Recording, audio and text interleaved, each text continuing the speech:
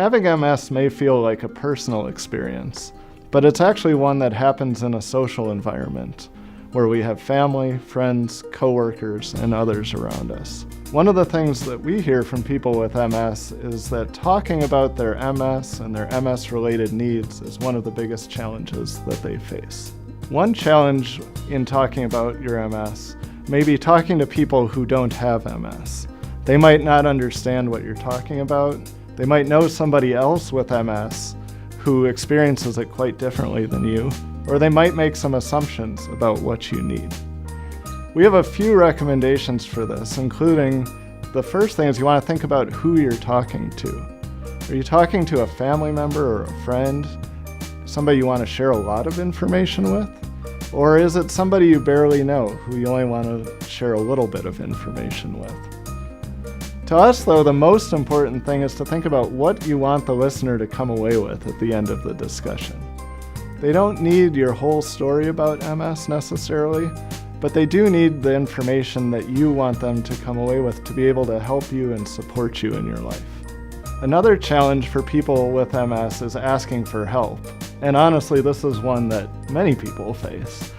We find that a lot of times when people are asking for help, they talk about a challenge that they might be facing, and they hope the listener's going to understand that they want help, and they want help in a certain way.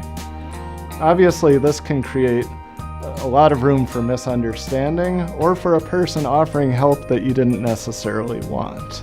We always like to remind people that you're always going to know your MS better than the other person knows your MS. And just as you may be uncomfortable asking for help, the listener's probably uncomfortable trying to figure out what help you want.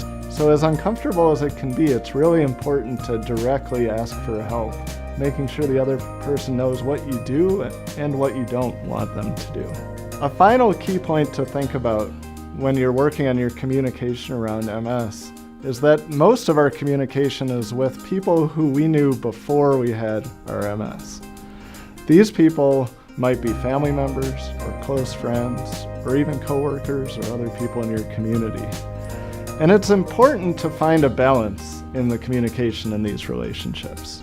It's important to share with them about your MS and your MS-related needs, but at the same time, it's important to maintain that relationship that brought you together in the first place, making time for all the things that you did before you had MS. Taken together, having good support is one of the most important things that we can have for our well-being. And so it's very important to think about how you're communicating with the people who might support you. In the end, you want the best support possible for your MS, but you also want to have strong relationships that extend well beyond your MS. High-quality communication will allow you to maintain those relationships that are so meaningful.